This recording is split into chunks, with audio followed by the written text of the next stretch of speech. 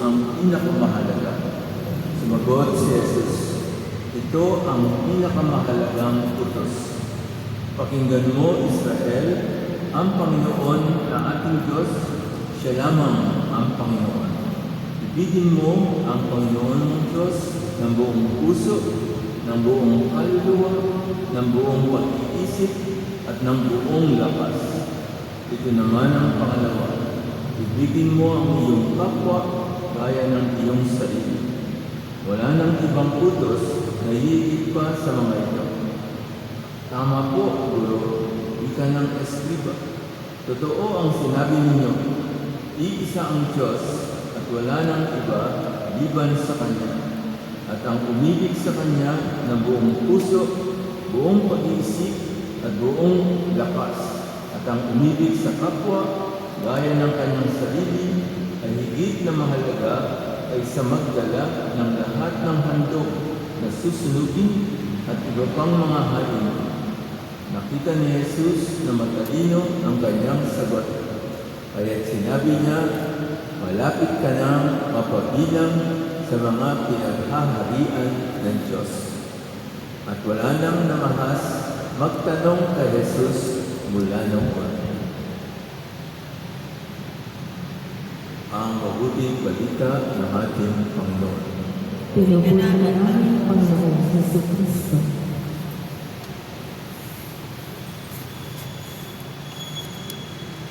Ang ating po mga pagbasa ay nagpapaalala sa atin na ang pinakamahalagang utos ay ang ibigin ng Diyos, una, ng buong puso. Pangalawa, buong kaluluwa. Pangatlo, buong isip. At pang-apat, buong lakas.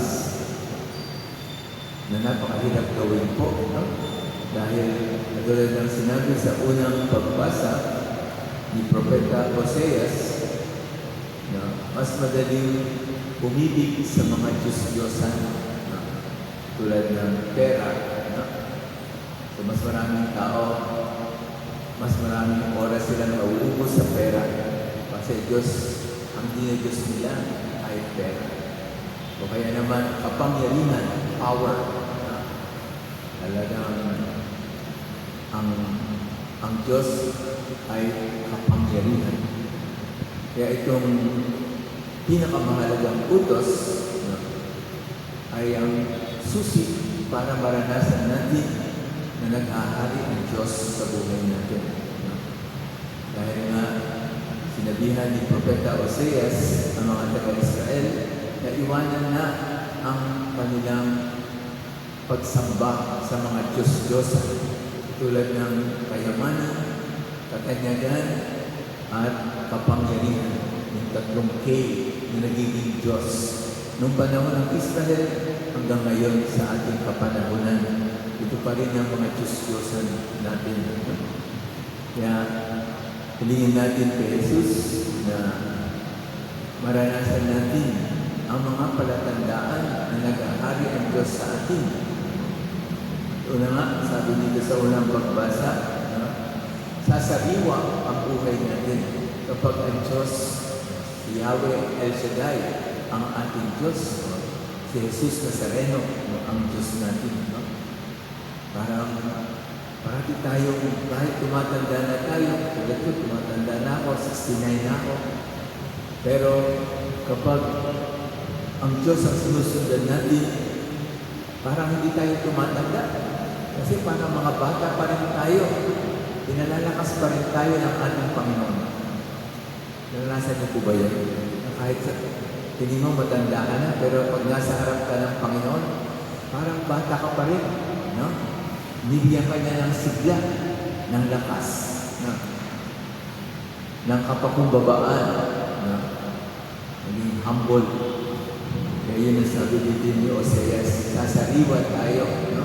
Pangalawa, mamumulakan pa rin tayo. No? Ibig sabihin, makikita pa rin natin yung mga magagandang bagay na galing sa Panginoon. No? At sabi nga dito, gaganda ka pa. No? Kapag ikay nasa Panginoon, gagwapo ka. Kasi nga, Magagalingin tayo ng Panginoon kahit na tayo ay, sabihin natin, kulubot na ang mga mukha natin, no? Pero ang Diyos na makapangyarihan, no? Magagalingin ka ng Panginoon. Sino po sa inyo naranasan niyo? Nagkasakit kayo, nagdasal kayo, nagtiwala kayo, gumaling kayo. Yun po ang mga pinagaling ni Lord dito. Yan, no? Ang mga senior citizen na rin kayo, di ba? Pero patuloy kayong pinagagaling ng ating Panginoon. No? Kaya po yung palatandaan na naghahari ang Diyos sa atin. Kapag tumingin ka sa sarili mo, Lord, salamat, buhay pa ako. Gumaganda, gumagawa pa ako. Kasi siyempre, wala namang ginawa ang Diyos na pangit. Lahat tayo ay ginawa niya ang mga maganda at mga gwapo. Kaya lang pumapangit ang tingin natin sa sarili natin kasi nga kulang tayo sa paniniwala sa Diyos. Kinakapos tayo ng pagmamahal sa Diyos ng buong puso. Ibig sabihin ng buong puso, lahat ng iyong damdamin ay ibibigay mo sa Diyos. Buong kaluluwa, lahat ng biyaya ng kaluluwa mo, iaalay mo sa Diyos na minamahal mo. Buong isip, lahat ng talino mo, gagamitin mo dahil mahal mo ang Diyos. Buong lakas, lahat ng lakas ng iyong katawan, gagamitin mo dahil mahal mo ang Diyos. Kaya ito po yung pinakamahalagang utos dahil mahirap gawin ito. Kaya lang natin magagawa ito, masusunod natin yung unang utos kapag nagtiwala tayo sa Panginoon. At hindi lang sa ating sarili tayo nagtiwala, hindi lang sa pera tayo magtiwala, sa talino natin magtiwala, kundi magtiwala tayo sa sukdulang pinakamahalaga sa buhay natin. At yan nga ang Panginoon. Kung wala akong tiwala sa Panginoon, hindi na sana ako nag-misa dito kasi na-late na nga ako. Bahala na kayo dyan. No? Pero dahil alam ko nandito yung mga sumasampalataya sa Diyos, nagmamahal sa Diyos at sa kapwa, lumakas pa rin ang loob kong pumunta rito dahil alam ko naghihintay ang mga anak ng Diyos, ang mga nagmamahal sa Diyos, katulad ninyo. Amen po ba? Kaya medyo, kahit sinasabi ka na, nalit ka na, huwag ka na pumunta. Pero, ibigin ng Diyos ng buong puso, ng buong isip, ng buong kaluluwa, ng buong lakas. Ngayon pong biyayang hingin natin sa misang ito na may pagpatuloy natin mahalin ng Diyos doon sa 4 na kategorya, at mahalin din ang ating kapwa gaya ng pagmamahal sa sarili. Bakit natin mamahalin ang sarili natin? Kasi nga, bago natin matutuhang mahalin ang sarili natin, minahal na tayo ng Diyos.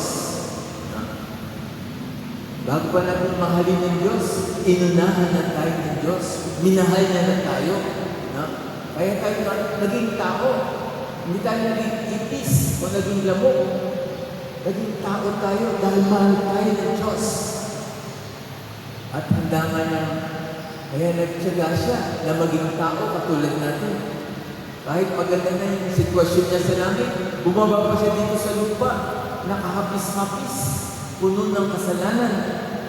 Para tayong mga nilikha niya, bilang kawangis niya, makaahon tayo.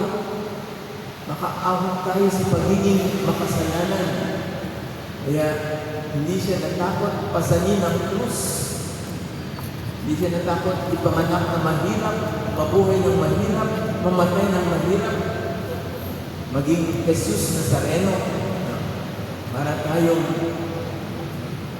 sumasampalataya sa Kanya. Huwag din tayong matakot sa hirap. Huwag tayong matakot magpasa ng krus. Dahil alam natin na pag tayo ay sumunod kay Jesus Nazareno, magtatagumpay tayo. Amen. Magtatagumpay din tayo. Malalampasan din natin ang lahat ng mga kasalanan, mga problema na ating dinadanas ngayon.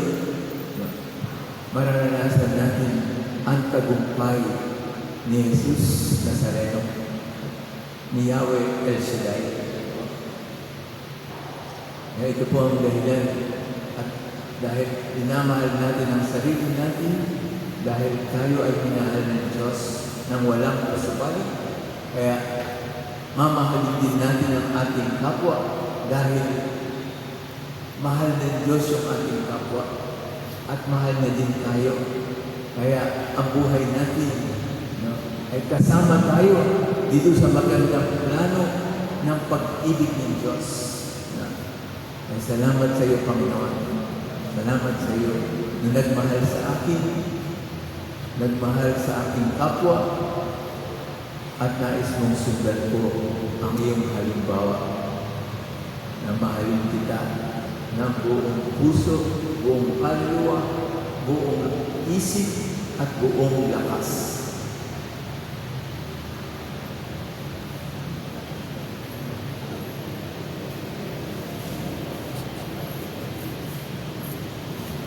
Panalangin ng bayan.